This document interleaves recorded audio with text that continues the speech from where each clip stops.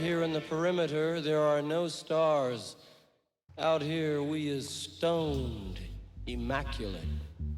Hello and welcome. This is the C86 show. I'm David Eastaugh. As you know, we love a special guest. This week it's going to be the turn of the musician and writer. It's Angela Jaeger, who I spoke to very recently to find out more about life, love and poetry. And also, she has a new book out that's just been published titled I Feel Famous. Punk Diaries from 1977 to 1981, and it documents her early years of being obsessed with punk music generally, her lifestyle starting in New York, then going to London, then back to New York, then London again, goes up to 1981. It features lots of amazing stories about her life, fantastic pictures, flyers, all that stuff. And also during the 80s she becomes part of the British band Pig Bag. So there's a little bit about that at the very back of the book, but do check out the copy. Like I said, available from all good bookshops and also online. I will put a link to the book in the notes below. But this is the interview, so after several minutes of interesting but casual chat, we get down to the exciting subject that was the early formative years. Angela, it's over to you.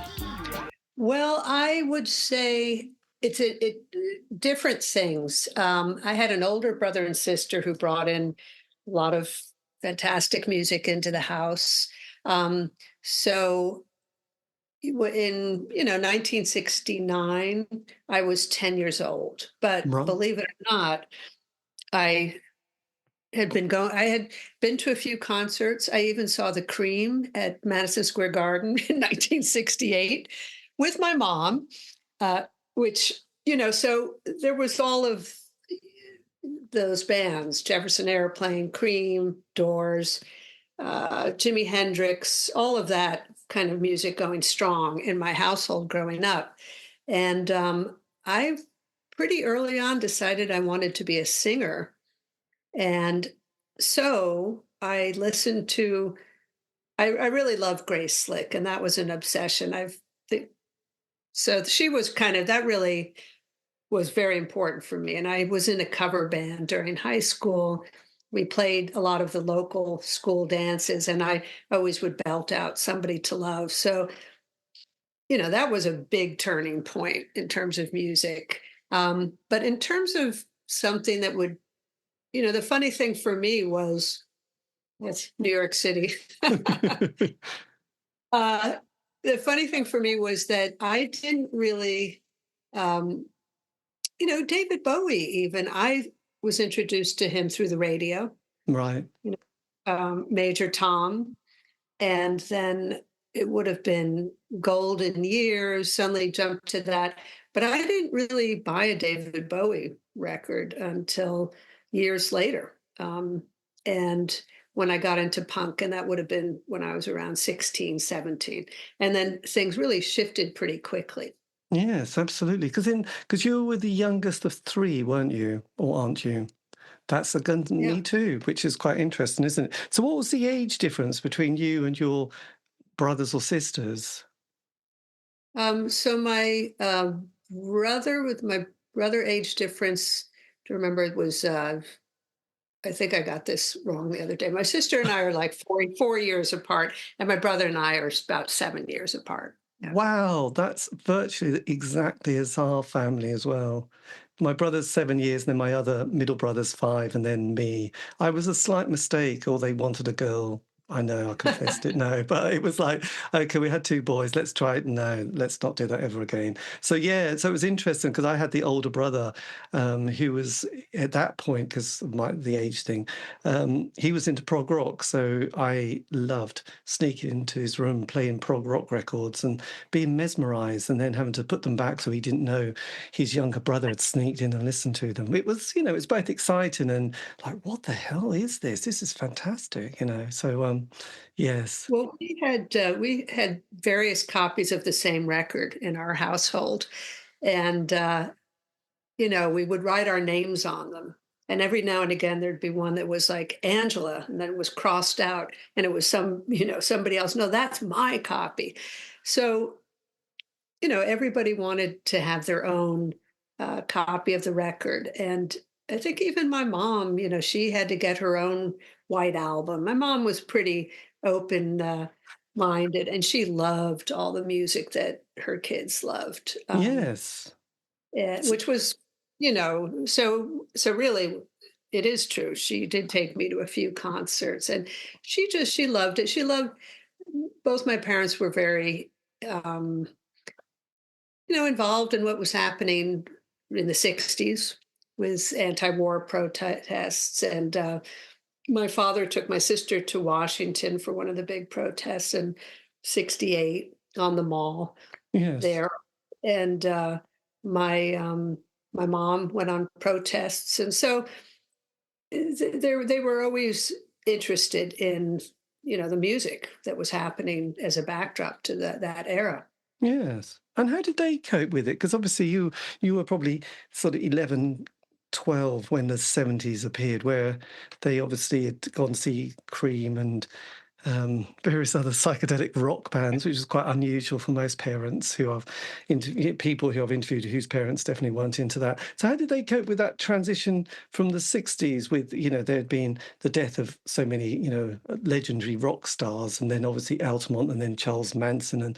And as we know, parties can start really, or scenes can start so beautifully and idealistically, and then 18 months later it gets a bit grubby, whereas the 60s did end on a downer. How did they navigate their kind of next phase from that, as all their children were getting to quite a formative period of their lives?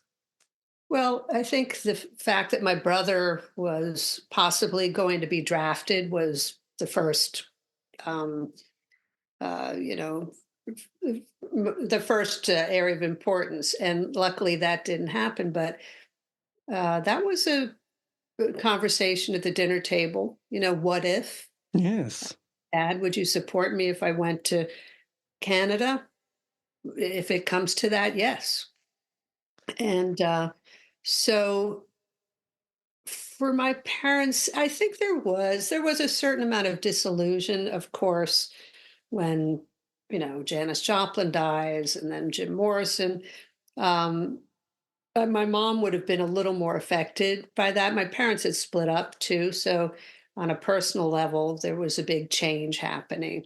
And yeah, New York City, and growing up in the 70s was, we lived in an apartment building, which was rather nice, but it was kind of peculiar in the East Village. Not many other friends at the time lived there, and um, the neighborhood was not great. And this is Second Avenue. Uh, I didn't even go further east into the East Village for many years.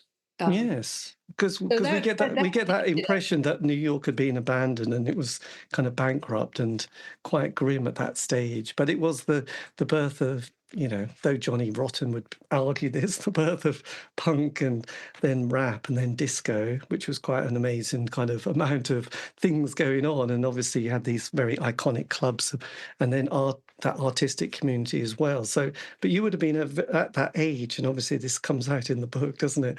Where you're starting to kind of surf that vibe, aren't you? Really? I am, and it did take quite a bit of gumption to dive into that. I think here I am in high school, and I'm kind of in my little bell bottoms, and I'm still. It's 1974, 75, and I'm still listening to music of the 60s because Yes. I'm so I'm kind of after the fact. I'm listening to Jefferson Airplane, and I would have loved to have seen them live, but all I could get was Jefferson Starship. And I did Oh, see them twice, or maybe nice. three times. But and then just something started to change. And my brother brought home a copy of Little Johnny Jewel. And I think that was altogether, just absolutely different. Yes. And and we knew that in the neighborhood we could see characters, and there was a sort of music people or poets. We used to buy poetry books on St. Mark's Place at the East Side bookstore and see readings at St. Mark's Church. So, even as a young kid, I was aware of who Allen Ginsberg was because, oh, he's that bearded guy in the neighborhood walking around. So Yes.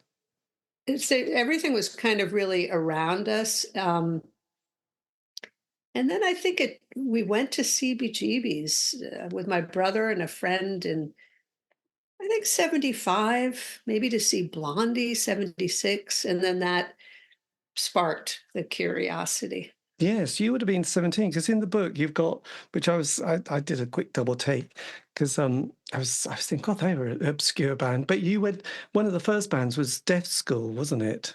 The Liverpool-based band, Deaf School, which I was like, wow. I'd spent years trying to get an interview with a member of Deaf School, and I'd managed Clive Langer a couple of weeks ago. I think, at last, they've been so aloof. But this was your one of your early bands. Yeah, it was one of the earliest bands I saw at CBGB's, and the memory is very strong because it was me and my friend Marguerite, and we were both in high school, and so it was kind of a big deal to venture to this club alone. Um, it really felt like a big night out, and we went there, and there were only about 5 people in the audience, and and then this band that I think it was about 7 musicians, and they were great. They were full on theater with Enrique Cadillac, Betty Bright, um, and it ended up he came jumping. He jumped on our little table and was singing Yes. us, and we just, we could not stop talking about it for weeks. It was so exciting. Like, oh, did you see him? And he had that mustache. And no. Um, so we bought that album, which I think had a gatefold. Did it? And they had the great song "Taxi" on it, Yes. God, and I we mean, kind that was, yeah, that was quite a sort of early sort of score, really, because they become such an iconic band, which I even managed to get the book as well a couple of years ago and oh on Deaf yeah, School. So, yes, you probably bought one of the, I don't know, 10 copies sold, didn't you, in America? I don't know. I That's a found sweep. I was going through all of my badges, um, which I had collected a lot of badges when I lived in England. And I came across a huge one. I probably got it in New York of Deaf School. And it was one of these oversized ones. It was an enormous badge. I, Yeah, it was I, very impressive. I mean, your collectability or your ability to archive obviously comes in very useful 4 decades later doing the book, actually, doesn't it? Which is a masterpiece of sort of yes, social documentary. So look, you at this age, you're 16, 17, and then your book is just incredible. I mean, it's absolutely your social life and your ability to network as well as jump continents is phenomenal and sort of meet bands. So from then on, have you left school at this stage or are you still at college? so I graduated from high school when I was 17, and I started college in Western Massachusetts when I was 17. And then after that, eventually went to Ealing College. So I would have been about maybe 19 when I went to Ealing. And it took me a while to graduate. And when I was and had you had a diary up to that point, or was this a new part of your life, right, in your inner thoughts and squiggles? No, I had been keeping a diary. I just pulled out some old ones. I'd really been keeping a diary since probably about 1973. And a lot of the diaries were very, embellished with drawings and stickers. And I was really into that. I was into sort of decorating and writing years before the punk diaries. But the punk diaries just kind of streamlined. Um, from something I had already been doing back then. Yes. It's perfect because punk was so visual and exciting in a sort of sensory way that by the time that happened, my writing takes on a kind of a frenetic quality, I think.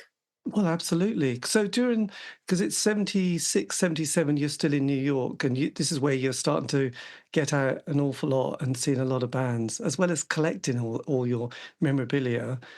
I mean, that's quite an amazing time. And also because it's in this country, I remember, because I was quite young, but excited, it was the Silver Jubilee year. So did you feel like there was a cultural shift in your life where you put down your Jefferson Airplane and the Doors albums and psychedelia and then full on embrace punk?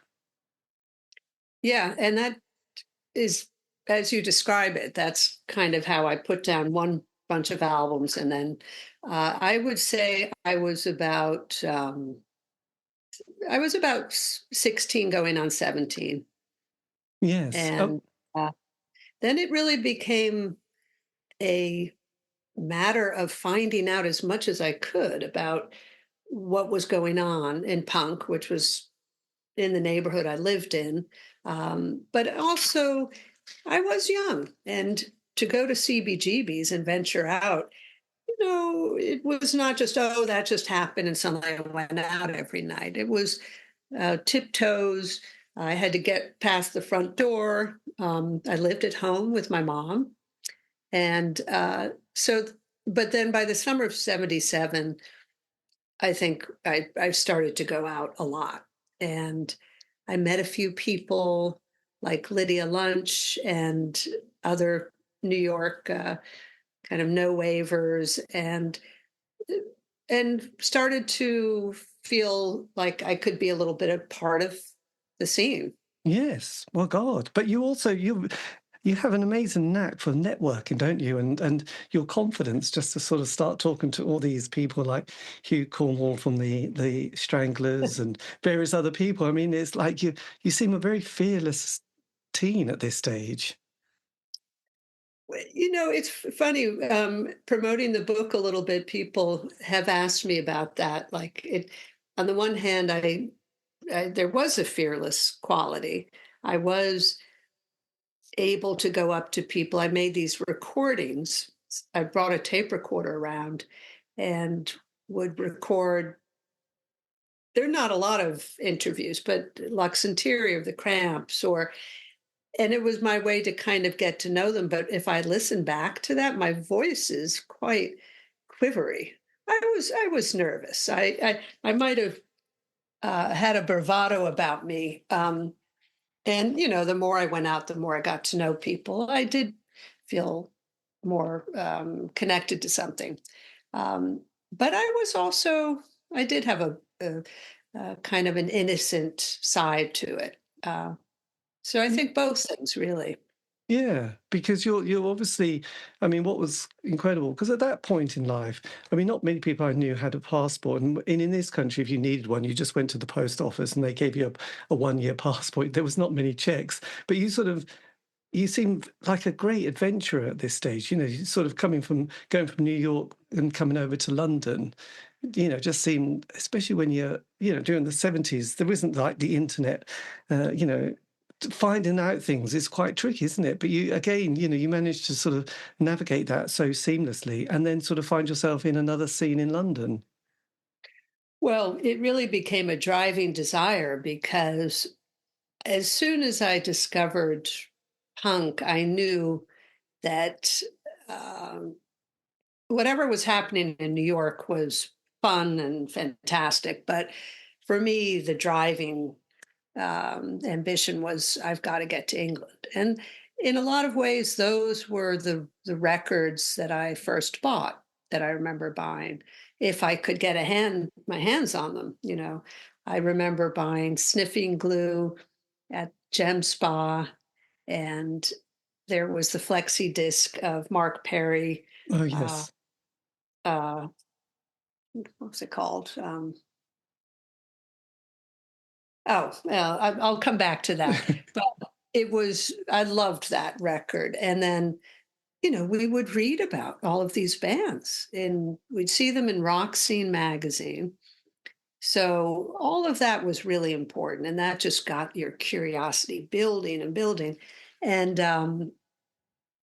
and then you'd find your way to record stores and hope to get a copy of something. I remember buying records 45s of, say, the Models or Right. Teens, um, Celia and the Mutations. I think I had those three records before I had Gary Gilmore's Eyes, or Spiral Scratch would have been an early record and all-time favorite. But I was absolutely, you know, thrilled with what was coming out of England. And I already had been a little bit of an Anglophile. I was always interested in British film. Um, I was drawn to all things British, at the time. I loved the idea of a quaint little country cottage and a cup of tea. These are the kinds of things, that as an American girl, when you're young, you're reading Beatrix Potter books and that you're just, you know, Yes. Well, it's quite building up interesting, isn't it? all that quaintness. Um, of course, which kind of turned on its head with punk, but Yeah, because you mentioned that in the book, don't you? That after a while, that lovely historic heritage quaintness is both beautiful and nice and romantic, but then can be quite stifling and quite irritating at the same time. So, yes, I can imagine. It's a difficult one, isn't it? Because I suppose we all sort of juggle that sometimes, thinking, "Oh God, we should get rid of the royal family and monarchy, and then have a president." And I think, perhaps not. It's always tricky, isn't it? It's well, it, that I, old nutshell, isn't it? I know. yeah, It's good when it's good. that's a can of worms, which is right now. There's so much going on in this country, and we're really in a terrifying moment. And I do feel that, in some way, uh, punk has some kind of energy that I feel one could make a connection with, in terms of, you mentioned stifling of you know people needing to express themselves, have opinions and be heard. So I don't think it's completely not related to the world today. I think there's room for punk now. Yeah, my God. Yes, absolutely. So look, autumn 78, you come to the UK. So this is kind of an exciting time. This is part of your studies, isn't it? Your course that you're on. No, in fall of 78, I had taken a semester off college in New York, at Hampshire, and I saved money waitressing to get to England. And I went with my sister, who had studied in England previously, and stayed for almost the whole fall. I was there for 3 months in the fall of 78. My God, you didn't waste any time at all, did you? This was your sister Hillary, wasn't it, you went with? Yeah. So punk was still feeling quite creative at this point, wasn't it? It hadn't sort of got into that late 90s, late 80s period where it all becomes like, yeah, perhaps we've had enough of this now. So yeah, Well, so what was it like then, sort of finding yourself as the evening started to draw in and things got colder and darker in the UK? But obviously the excitement of traveling and youth and a mission to see punk bands must have been exciting. I was trying to imagine what it felt like to arrive in London from the airport in 1978. I was open to everything. I mean, in a cultural way, everything was so new. I was alone without. I had been to Europe when I was 16 with my mom, but I had never been to London. And back then, it certainly wasn't like today, where everybody seems to travel and It was a really a big deal, and it was just so exciting to go to places that you've read about. Of course, the King's Road. I had read about the Roebuck pub on the King's Road. I had to go there, um, search out the clothes shops, the dictionaries, and Beaufort Market. All of these things. It was just fabulous, and then to start to see punks around, and that wasn't just on the King's Road. I mean, at that point, there were people, of course, who'd been there since '76 in punk, and who would have said it's already had its day by fall '78. But it didn't. It had exploded. It really was kind of huge. So you would go to shows, say at the Electric Ballroom, Music Machine, and there just were lots of punks, and it was as eye catching. Yes. I mean, it was nothing like that in New York. It was so different. It was just fabulous. And you seem to sort of stumble into the company. Well, you got your ticket to go and see the Clash, and then you seem to be sort of hanging out with members of the Clash, or sort of certainly their gang, which was, again, I suppose that's the thing that comes over in the book, that your ability, it's like a bit of a Hollywood film, isn't it? You just, oh, yes, I've been in New York, seen that scene. Oh, and now I've gone to London. Oh, and now I'm part of that scene.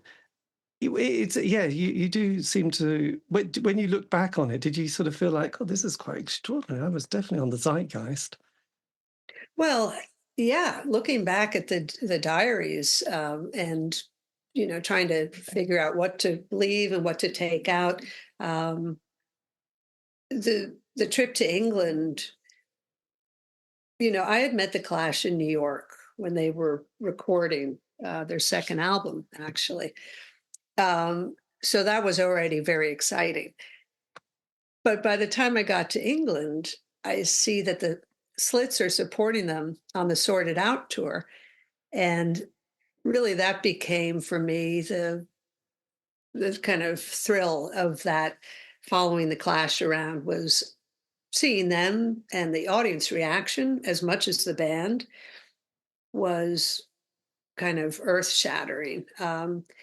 And I think at that point, most of what I'd been seeing in New York was the clubs would get crowded at Max's Kansas City or CBGB's, but they weren't like big, halls, so to speak, or, um, the kind of thing that where I'd see the Clash in England, and you'd have just hundreds of people moving and swaying, and the floors were vibrating. Um, I did see some big shows at the Palladium in New York. I saw Patti Smith, and of course the Clash when they finally did play there in the fall of winter of '79. But it was, just seeing the sheer amount of people and fans. Um, but the Slits also, and I did go up to the Slits, and I gave Ari up a color Xerox that I had done a drawing of her, and I gave it to her. And I think there weren't probably that many people from New York hanging around, so I think they were kind of, oh, who is she? They were kind of a little bit interested, and um, I got to know them, and Yes. but it did take a little nerve. I mean, I really idolized the Slits, so I was very excited and a little bit shy because I looked up to they were, Yes. yeah. Uh, Well, yeah, I know. It's incredible, because you would have been, again, still so young, just under 20, I guess, actually. There was a nice bit, because when you come back to New York, don't you, back home for the winter of '78, and then you've got that little list, what you received at Christmas, which reminded me of the Andy Warhol diary, where he'd always put little bits about how everything cost. But you had, what your grandma, grandpa, and then the albums you got, and lipsticks and nail varnish or nail polish you got. yes, for Mary Quant, which is quite sweet, actually. Did that feel quite funny when you sort of saw what you got on Christmas in 78? I've always been a bit of a list maker, so it seemed logical to include that in the book. But it is true, the Mary Quant nail polish. I don't know where. I forget if it was my sister or my mom who gave it to me, but I don't know where they would have found that. But there were certainly many, many albums underneath our Christmas tree and records. And that was, yeah, the Christmas list. I decided to keep that in there because that felt kind of personal and yeah, says a little something about Yes, your desire.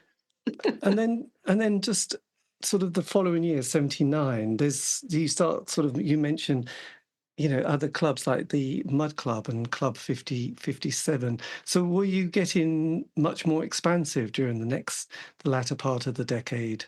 And also there's that sort of art scene, the photographers, the painters, the performance artists. You mentioned the Mumps, don't you?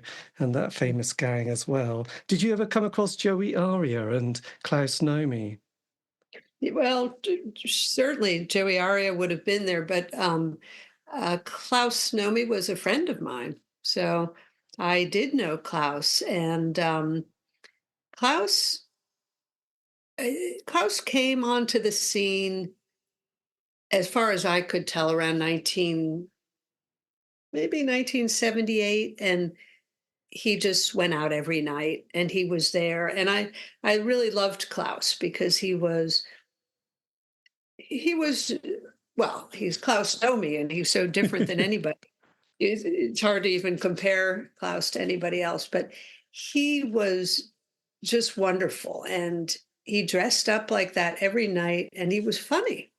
And we would have some laughs. And he had a confectionaries oven in his house. He was a professional baker.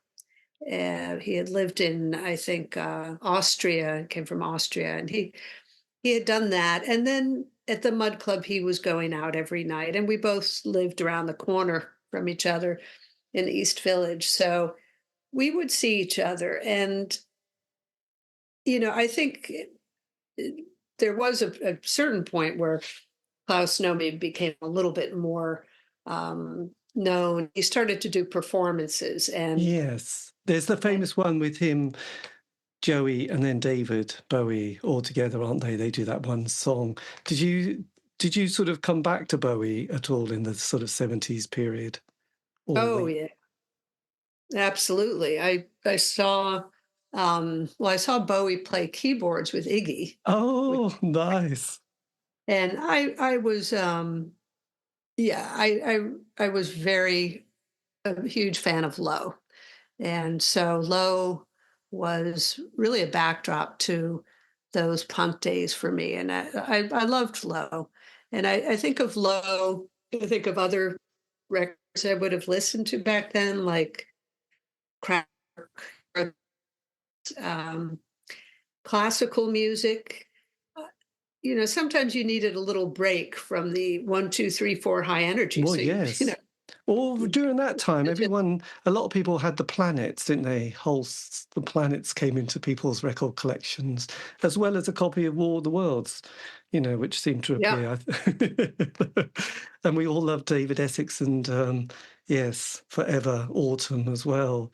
Yeah, that was a guilty pleasure, wasn't it? But, I don't know. Well, and I loved, for me, like when I really got into Bowie the first time round was through the radio. So, songs like Golden Years and Fame were just such big hits here, that was really exciting to just hear him on the radio without having the records. Yes. And then later on, I started to just, okay, I've got to get, Aladdin saying, get all the albums. So that started to happen. And then but I was a latecomer on collecting, but I'm a huge David Bowie fan. Yes, well, absolutely. And how did you, at that stage, because I've done a lot of interviews with people in New York, on that scene. The drug scene is quite prevalent, isn't it? How were you navigating this kind of potential easy access to all those things that one would regret or be dead if you'd consumed them? Were you sort of slightly wise to that, or were you yes, having to experience those disastrous decisions?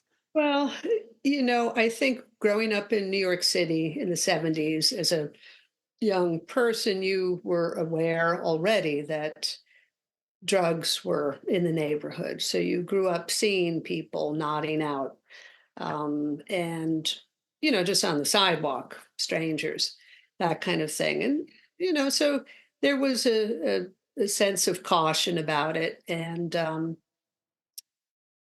for me, the early part of punk,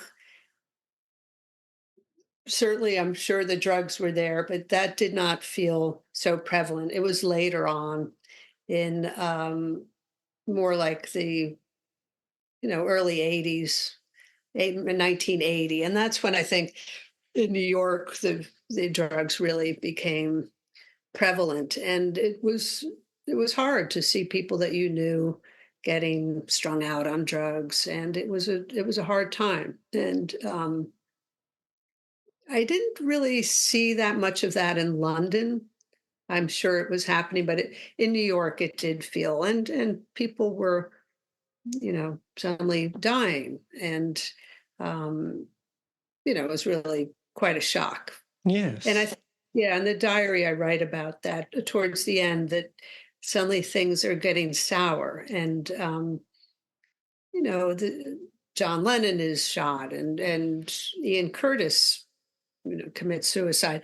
So it was a balance of, you had this excitement, but at a certain point, life occurred, and then you hear about these sort of idols of yours Yes, passing on. because you mentioned this, the breakup of the Sex Pistols, but also Sid's death as well. So I guess Right. that's where a bit of those moments that you probably not the first time, but one of those moments where somebody dies, you think, well, they're a bit young to die. That's why I often wonder what it must have been like for the people in the 60s, having so many, like from Brian Jones to then Morrison, Hendrix and Joplin all dying, as well as various assassinations. So yeah, things like that can be quite shocking. And like you said, there was Sid, and then there was Ian Curtis as well. So that's were you aware of that Studio 54 scene as well? Was that at all on your radar, or was that on a totally different parallel universe?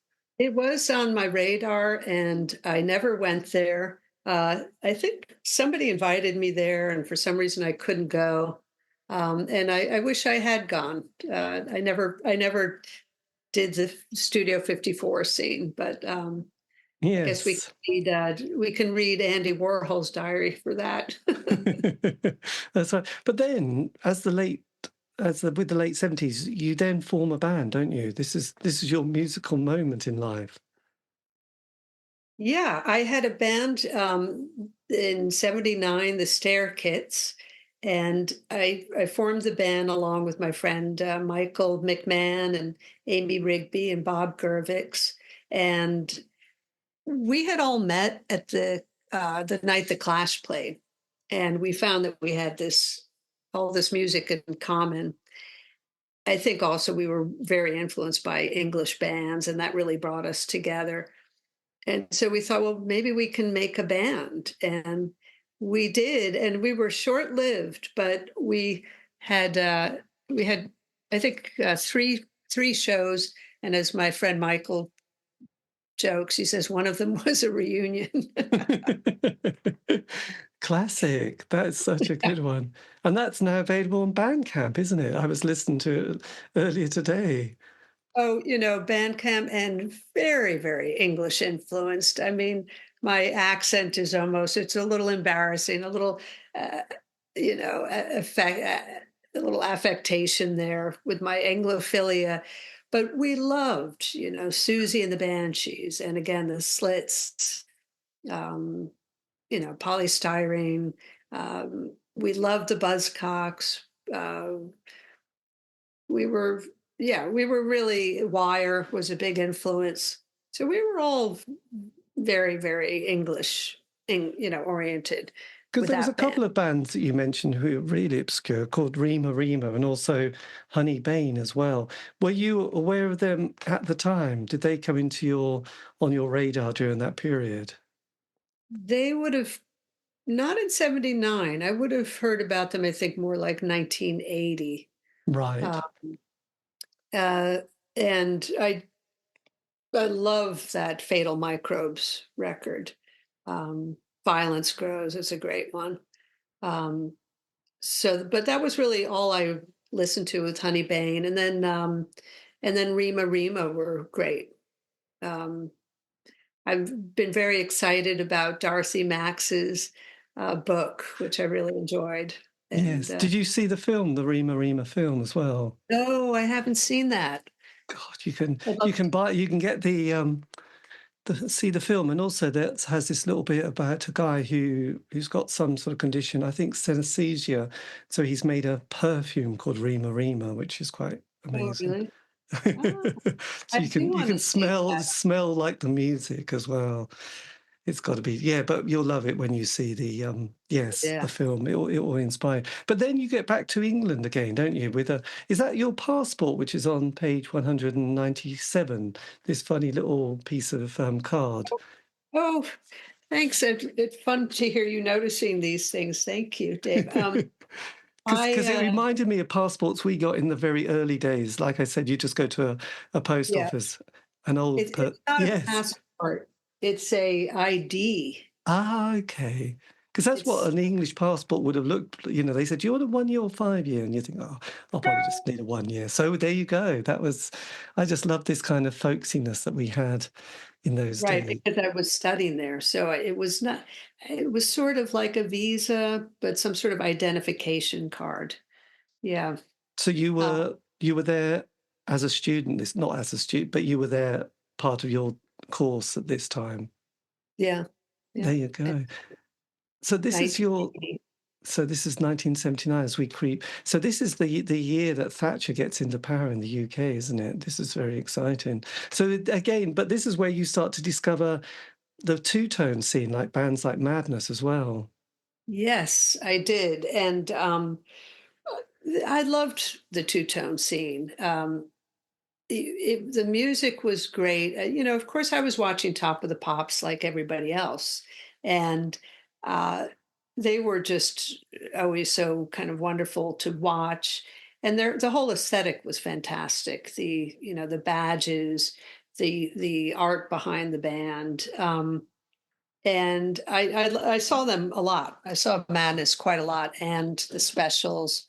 Um, what was not so great was that the shows would attract a pretty heavy skinhead, um, uh, you know, environment. And I remember one time going up to the Electric Ballroom to see the specials or Madness, I forget which, and I walked in and all of these Dr. Martens were right on the floor and they were making the skinheads take off their boots.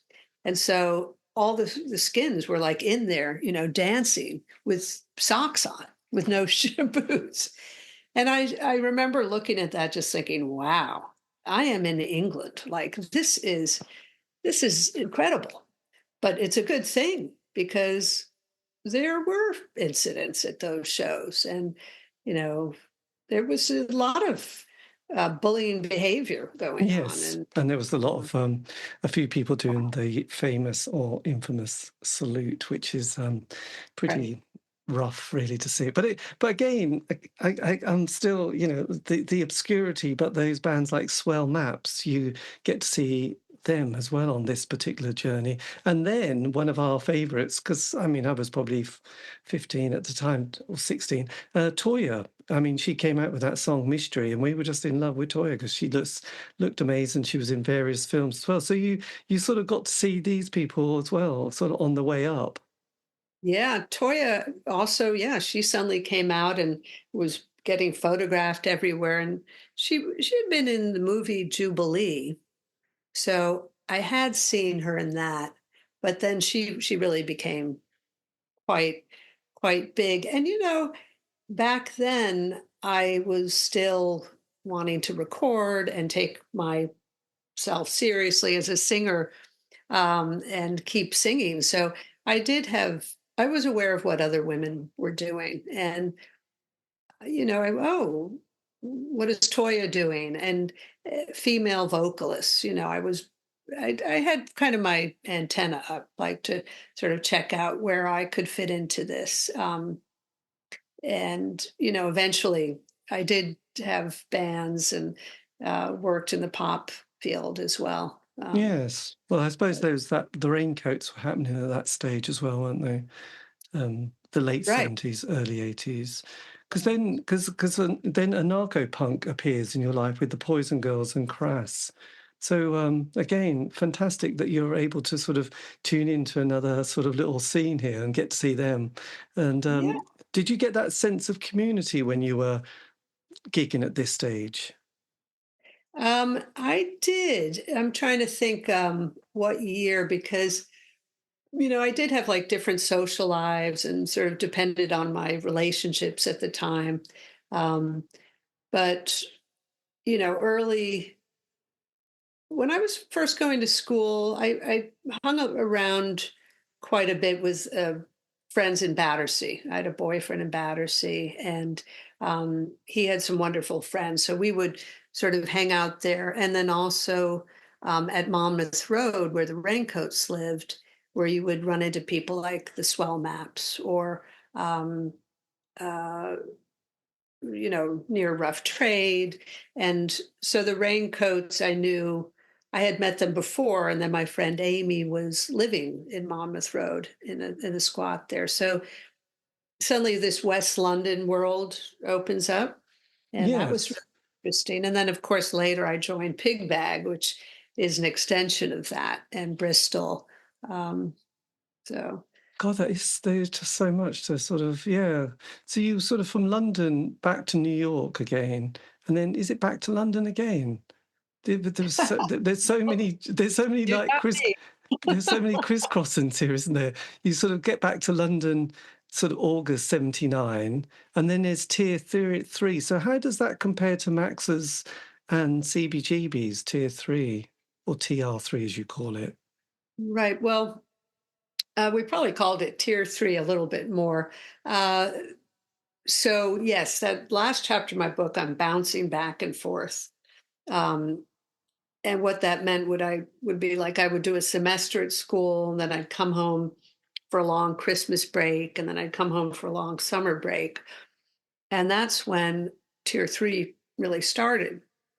It started in '79. I was still living in New York. Um, and that was my sister started that club. So Tier 3 was always a very special kind of um, warm, very kind of family environment.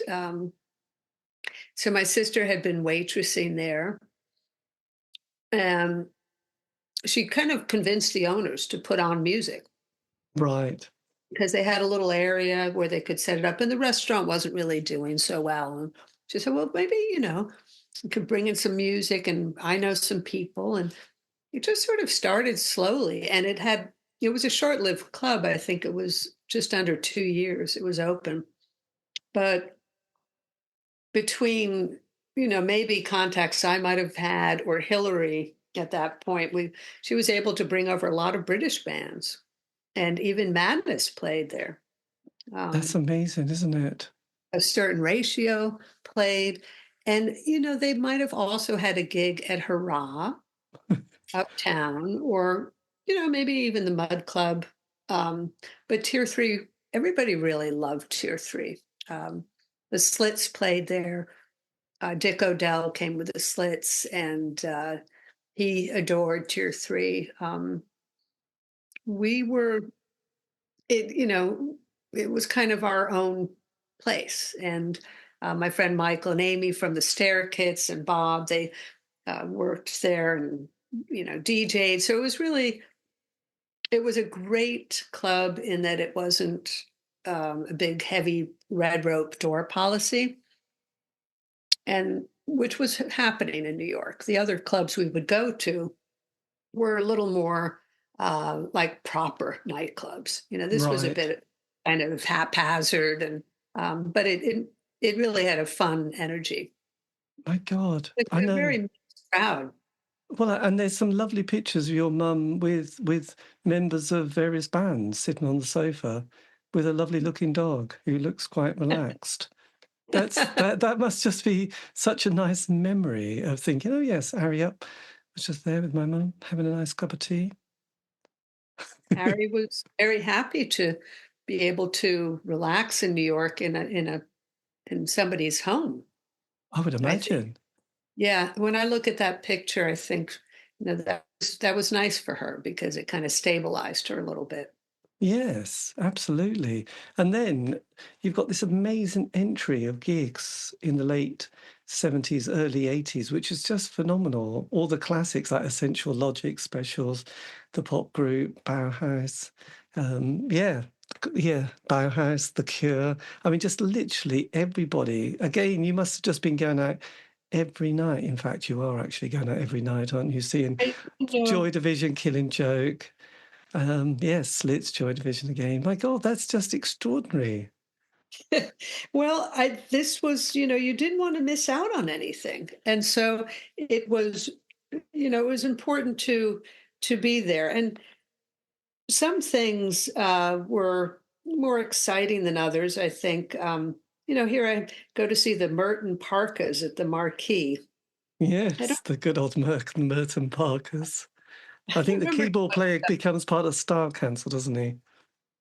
Yeah, because you had to. That would have been kind of a segue coming out of the specials, maybe the mod scene.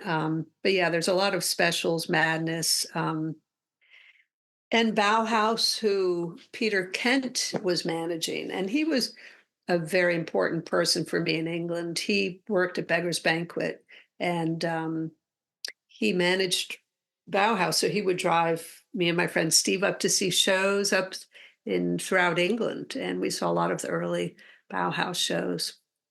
Amazing. And then obviously you capture that sort of post-punk period, well, more than post-punk, but getting into pop with people like Adam Ant, who'd gone from being into quite a punk scene to suddenly getting himself Marco Peroni, who was in Rima Rima, and then forming Adam and the Ants. So you saw them in their early years as well.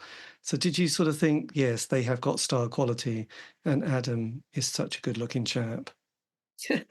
I wasn't sure that, they would end up like him living in California and, same like Billy Idol. I didn't really see that coming, that those two would become American sensations. But at the time that I was seeing the Ants play, I remember I have a live tape I did of them in Exeter.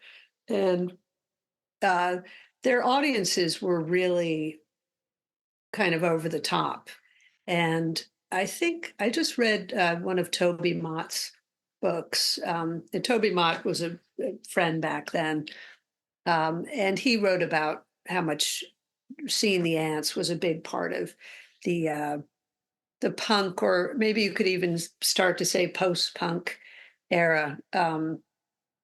But you know, we loved the ants, and they were very theatrical. And even at that point, Jordan was there on stage with them dancing. So for me, that would have been a big thrill to see, because somebody like Jordan, from photographs that I had seen years previous, was were just so outrageous. And to see her in person was very exciting. Well, I'd imagine actually, because you do one gig, which is the amazing lineup, and that's a great thing when you look back. You had this heat, medium, medium, and a certain ratio on one bill, which probably cost £2.50p back in 1980. But was that when you got introduced to Boy George as well?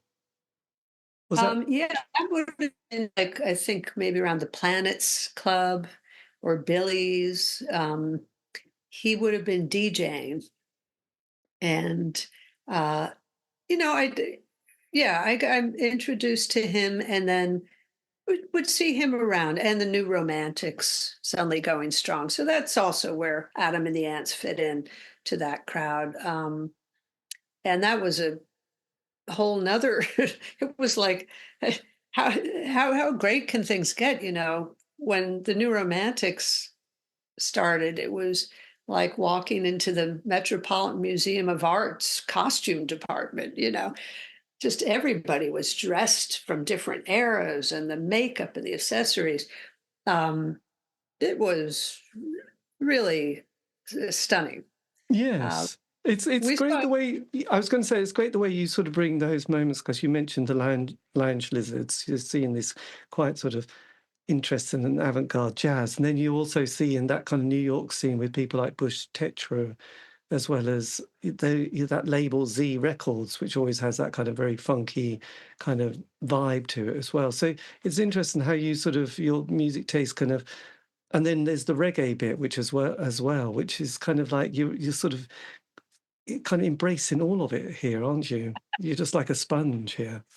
well, yeah, I did. And a lot of things started to happen at the same time. So you got a little bit of um, I think, hip hop in New York, and then I'm listening to country and Western, and you start to be able to uh, kind of even go to clubs and hear, different kinds of music like that. And that would always be, for me, the best DJs were DJs who had an eclectic repertoire, and they weren't Yes. just playing music or records to keep you dancing, which of course, was an important part of it too, but that you could stretch stretch the influences and make people say, "Oh, what is this? That's a bit odd."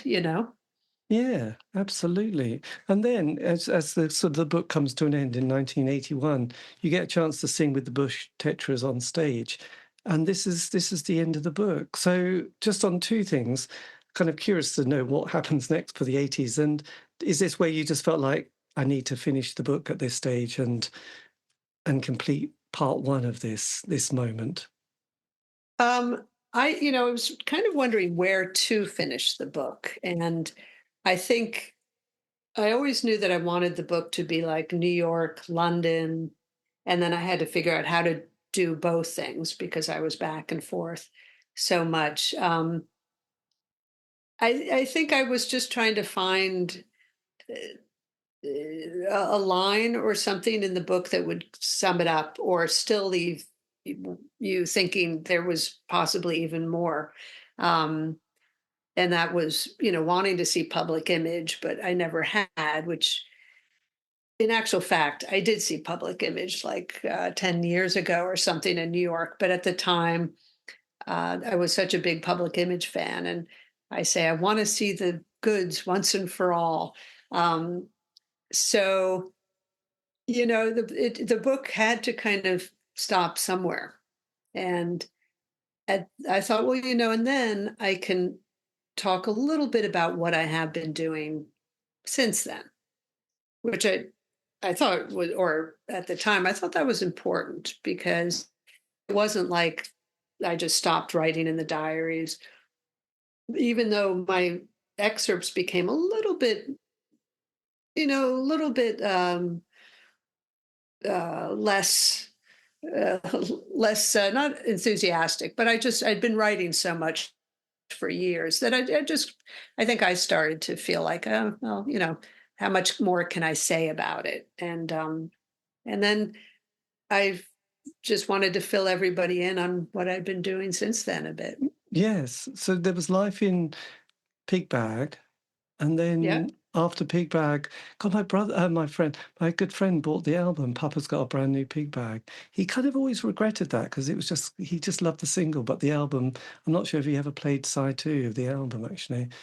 I don't know. I have Well, to ask him if he's. yeah, they had the big hit, and Yes. it was an instrumental. And so when they asked me to join, and this time I'm back in college in the US, another round of college, because, I'm just going to finish that degree or the other. Um, but I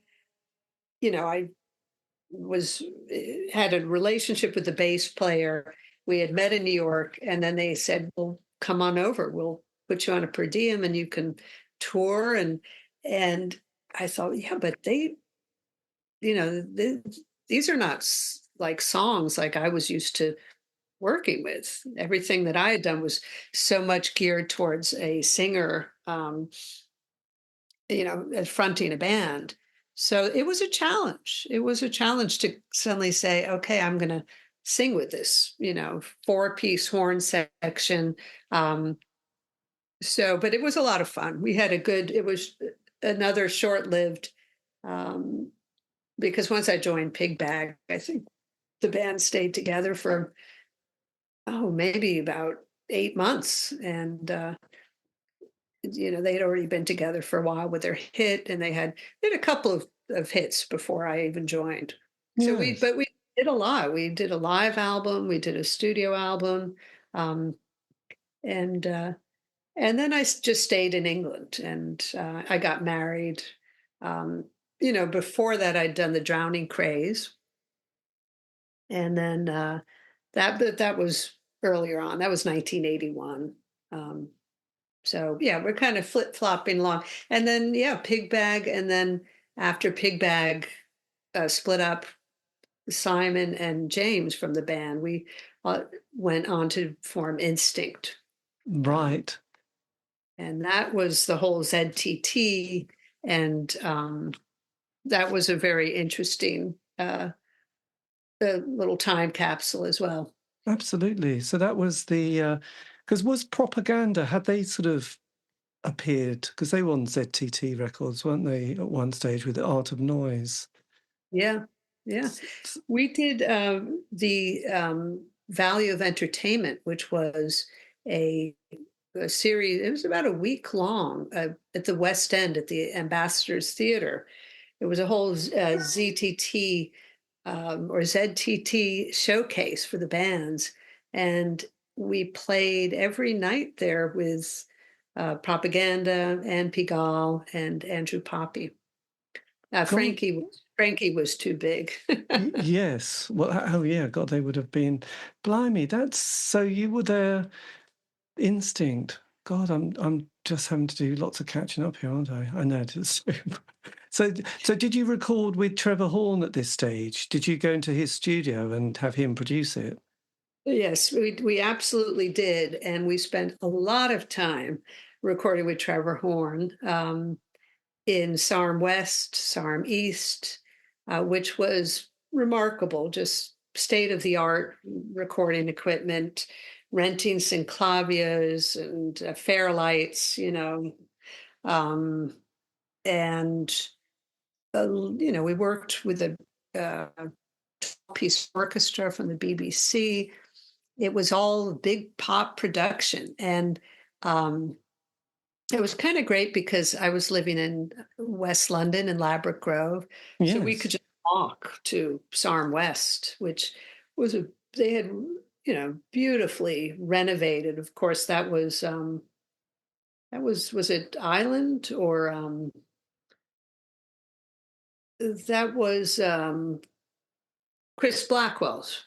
Right, so that was Island Records. So we're just Yeah, before that then, The Drowning Craze, or just Drowning Craze, that features Simon Raymond as well, yeah, who went on to form um, the Cocteau Twins. yeah. So you did two singles at least on Situation 2, which is Beggar's Banquet as well. Well, Drowning Craze, I did just one, and then they kept the name, and they got another. I went back to school, and I'd left the band, and so I did their first single. Um, but Yes, I can tell. Gee, you do. Yes, this is just little I come this and little I bit go. you do. But But I then, love the record. Yeah. well, that's impressive. But then, 88, you head off to Barcelona. Is this just having a complete life change again? Well, yeah, and 88. So I had left England in about 87 after Instinct, and um, I ended up going to Barcelona, and I thought I was going on a vacation, but truth is, I stayed for 10 years. And I got there, I was teaching English, how do you get by? Yes. Um, and then I started doing jingles work, which was fun. And, uh, with clients like Iberia and Chupa Chups, lollipops. And I got to know some wonderful people very early on in Barcelona. And we called ourselves the Tribu, and it was a bunch of Chilean friends, and my friend Pam, who lives in England now, and Carmen and Pancho, and we were just a great unit of friends. And we just, you know, it was great. We spent weekends in the countryside, and very fond memories for me. And I ended up living there 10 years. And then I got into a whole nother music scene in England, in Barcelona, which was all about the nightlife. And that was um, going to a lot of the early clubs in Barcelona, staying out till ridiculous hours. Because I And remember the Italian house scene. Now, did Barcelona also have a bit of a club scene like the Italians with that kind of thumping bass and then pianos storming in? Did they have an equivalent for their sort of oh, nationality? yeah. Yeah, definitely. I mean, I sometimes forget, in terms of those musical scenes, what's what, but I knew a lot of electronic musicians in Barcelona. I was going out with um, German um, industrial musician who knew, we got to know a lot of people in electronic music in Barcelona. Like all the guys who started Sonar, those were our friends, and we were there for all those first Sonar festivals. And Right. My God, you were there. Wow, yeah, that's incredible. Yeah, because in this country, I mean, I suppose that kind of that rave culture really sort of started on Castle Malton, didn't it? And Glastonbury kind of changed quite a lot in the 90s, and suddenly festivals started springing up all over the shop, and the dance scene started to really balloon it's and funny mushroom. because everybody has these different epochs in their lives that where music is the thread, and your musical taste can change, but you're still out there seeing bands or going to clubs. And for me, punk had kind of happened, and then I wasn't really going out an awful lot. And then in Barcelona, going out to clubs, not even so much to see bands, but just to dance. Yes. And and that was a big part of that time there, which was amazing. Absolutely. But then, end of the 90s, we were sort of the millennium bug appearing. Things were all going to change. They didn't. But then you come back to New York and continue your degree, don't you? You finish your bachelor's degree and get a master's in early childhood education. I do. I did. And I do. You went, Yeah, that's it. I'm doing it. What was it yeah. like? Because you'd been away from your hometown for decades. What was it like sort of appearing again? Yeah, coming back to New York in 1998 after living in Barcelona from 88 to 98 was took a little time to readjust. I will say it was hard on my partner who had come with me.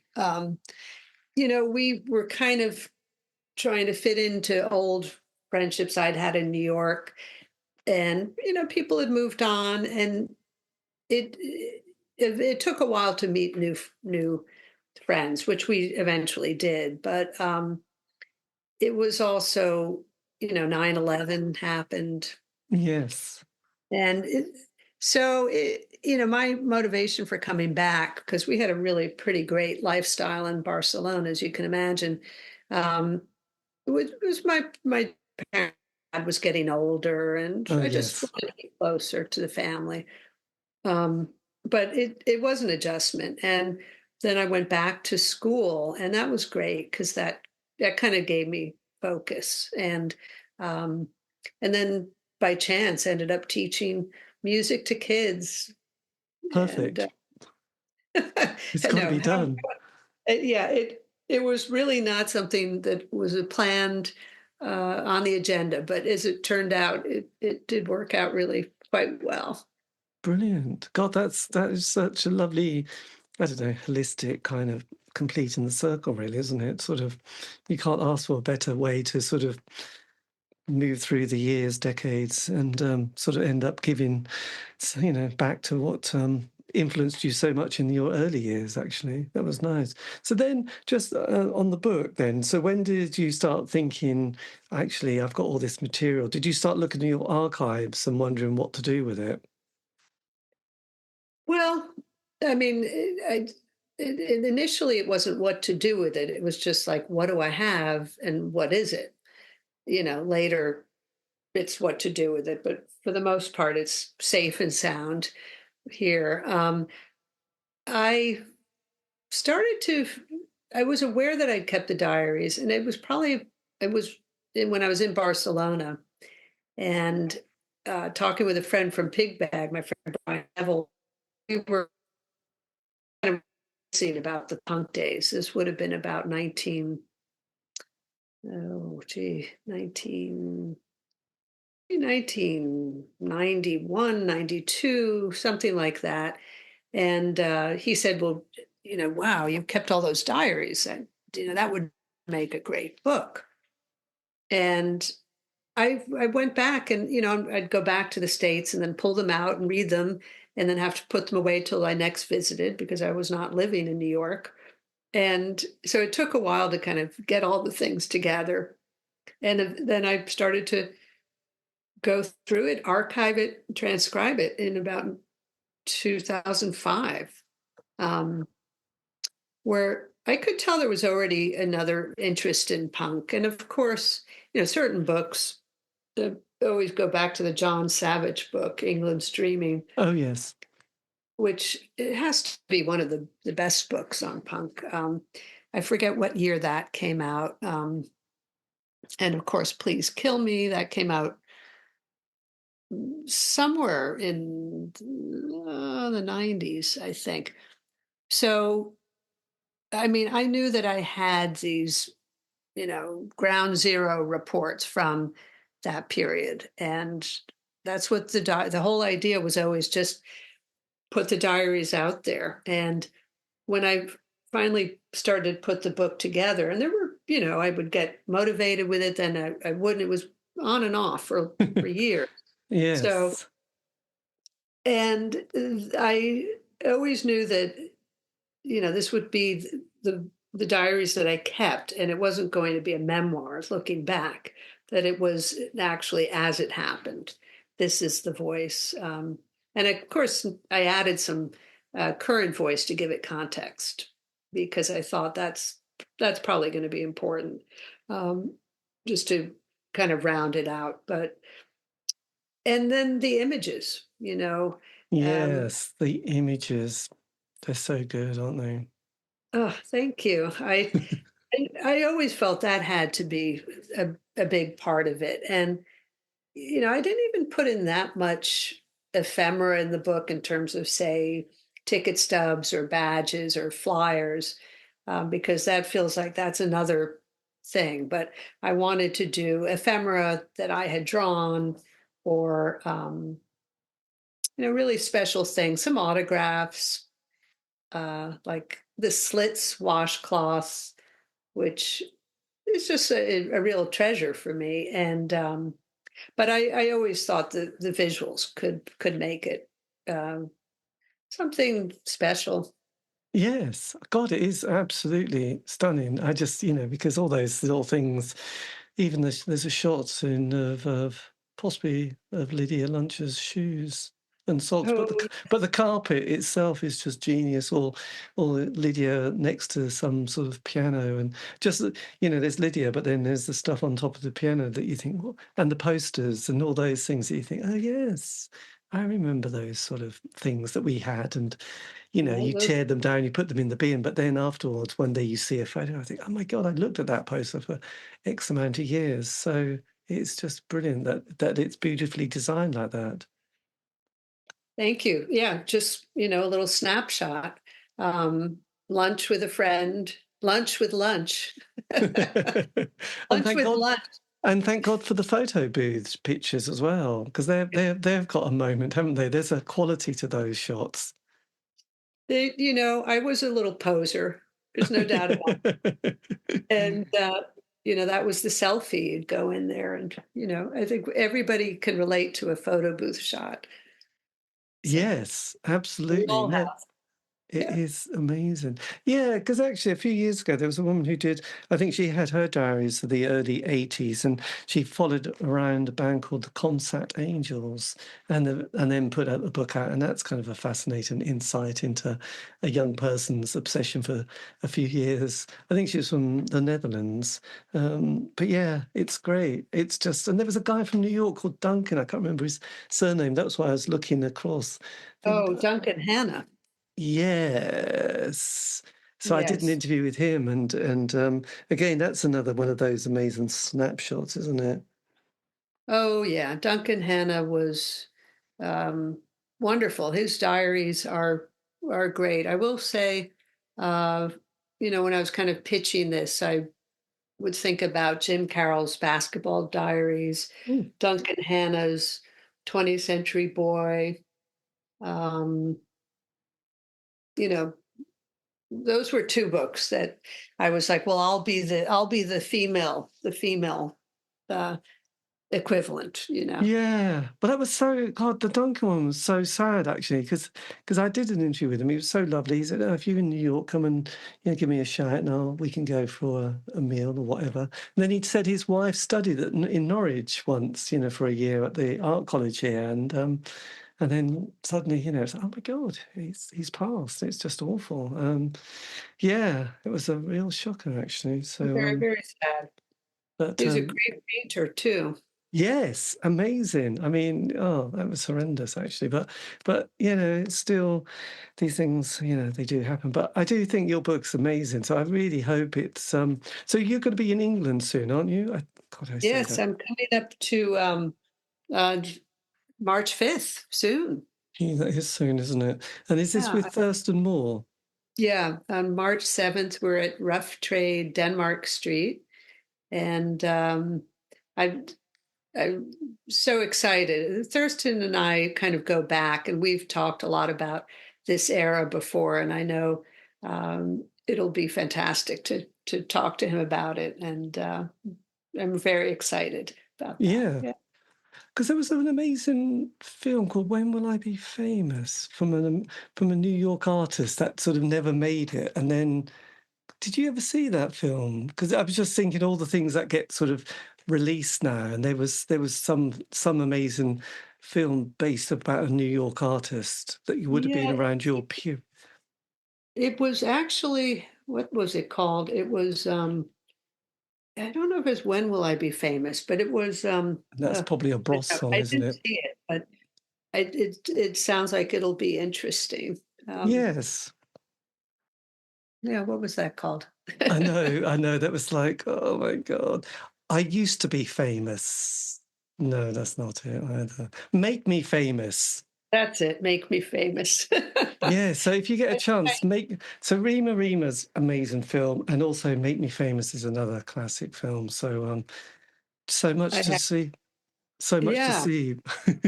I've been meaning to see that. Well, so many things are coming out just rapidly now, and a lot of good memoirs from the time. I want to read a Kid Congo's Oh memoir. I haven't, yes, dear old um, kid.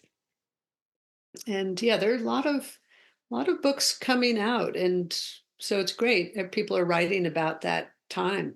I have Well, to absolutely. keep better track.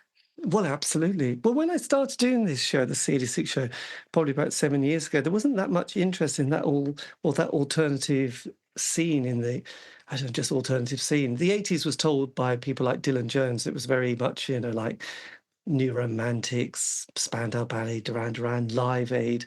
And then you think, well, I'm not sure. There's all these other 80s scenes. I think that's kind of what's vaguely happened. I think history gets told by the establishment, whoever that is. And then the voice of the different people start saying, well, actually this was my 80s and this was my 80s, and it's like, oh yeah, there was a huge scene, a huge small scene, which I know is an oxymoron in some ways, but you know what I mean. It's like, well, it meant a lot to this group of people, and yes, there was a lot of, and also there's a lot of art made from it, whether it's records or whatever. It was just, there was something that was made that people can get a hold on and listen to. And Absolutely.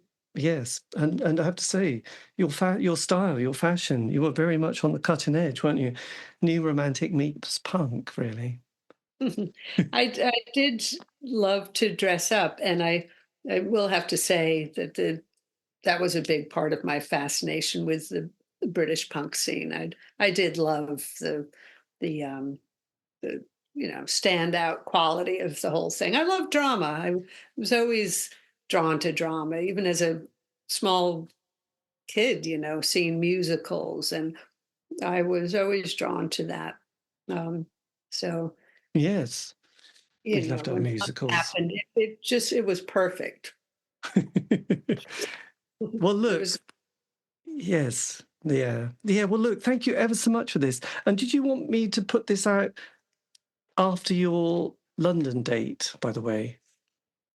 Let's see. So I've got a I'm doing something with Rupert from PRB on Friday, and I think his next show is mid-March. So maybe we should, depending on you, I know it takes a while to transcribe these things. Would this be a written Oh no, it's a podcast. It would be, put as a podcast, as a sort of as an audio? audio. That's the word. Um, Yeah. So whenever right. you think would be a good time, would be better to fit in around that. Well, I would say maybe as I'm coming to London March 5th, maybe just before that. Um, Yes, that magic that I can do that. that would be great, because then, if Rupert's thing is mid March, then that'll kind of give a little space between Yeah, the two. but definitely. Oh yeah, I'll do that, and I can send you a link, and then you can always use it on any of your social media platform sites, which is so. Wonderful. Yeah. Well, look, I hope it really goes brilliantly for you. And I have to say, it might not be getting that much warmer, but it's definitely getting lighter in England at the moment. So Oh, good. It's freezing cold here today. It's very cold. There's no snow on the ground in New York City, but it's um, February cold. So I know I'm going to have to find my. I was thinking I better get a new rain anorak. it's just, yeah, but it's nice to get the lighter mornings and lighter afternoons, as you can remember so well from your time here. But look, I hope you go really well and get to see Thurston. And yes, rough trade. It'll be lovely to do the I talks really, and see the yeah. people. Who knows who will show up? Maybe people from that era that I would you know. imagine so. I know Adele Berthet, she gets mentioned in your book. She did a few readings in the UK, either last year or the year before, when she brought her previous book out as well. So yes, like I said. Another one to read. Oh Um, yes. There was another guy called Oxbow, which was quite an interesting book. Somewhere I can't remember what bands he was in, but yeah, Adele Berthet's, yeah, it's quite harrowing in places actually, but yeah, I think she's going to be it's writing the next one. But yeah, it's good. Look, yeah, thank you ever so much. It's been thanks amazing. so much, Dave. I really enjoyed it, and I loved your, that you had noted certain things from the book and images, and it was great to talk about. I really enjoyed it. Yeah, God, I know, I loved it. I just love people who have that kind of curiosity on sort of music. You know, if I hear a name of a band, I think, God, I haven't heard of that. You know, I must get into John Lowry quickly. And you know, I was obsessed with John Peel when I was growing up. So you know, that reggae scene I got into in the '80s was kind of Sly and Robbie and Aswad and Burning Spear and Misty and Roots, and you know, they'd have these amazing concerts at the UEA and in around Norwich, and roots reggae during that period was just absolutely amazing, and dub reggae as well. I didn't really get into the ragga scene so much because it all got a bit violent and people wanted to shoot each other, and it became a bit homophobic. But that roots reggae of Aswad and Sly and Robbie Knights and Ina Kamosi and Gregory Isaacs was just glorious. And when I saw Born for a Purpose, I thought, God, that's the one. That's my favourite song of Oh, Dr. Alimantado. I thought, yeah. gee, that is such a genius. And you mentioned Iroy as well, didn't you? So Yeah. Yeah, the amazing. reggae was a huge part of, and that was what we were, listening to at Tier 3, also, and in, London, of course. It really kind of added an entirely um, more kind of well-rounded aspect to the whole punk scene. It was great. Yes, you need that vibe, don't you? You can't listen to fast punk all the time. It's just too much, really. And as for Augustus Pablo and yeah, yeah, amazing. Yeah, amazing. Right. Look, I'll let you go. But thanks again for this. This has been amazing. And good luck. And I hope it goes Thank really you. well. Thanks so much. Me too. My pleasure. Take Love to care. talk to you. Take Thanks a care. lot. Bye-bye. Bye. I do love an emotional ending. Anyway, that was me in conversation with the writer, musician, and just creative, beautiful person, Angela Jaeger, talking about her book, I Feel Famous, Punk Diaries, 1977, a fine year, to 1981. Actually, it's just called 1977 to 1981. But anyway, there you go. Buy a copy. It will blow your mind. This has been the C86 show. If you want to contact me, you can. You can find me on all those social media platform sites. Just do C86 show David Eastaugh, and I will be there. Also, all these interviews have been archived on Spotify, iTunes, Podbean. I think there's a few others, but let's not worry about that. Anyway, have a great week. Stay safe.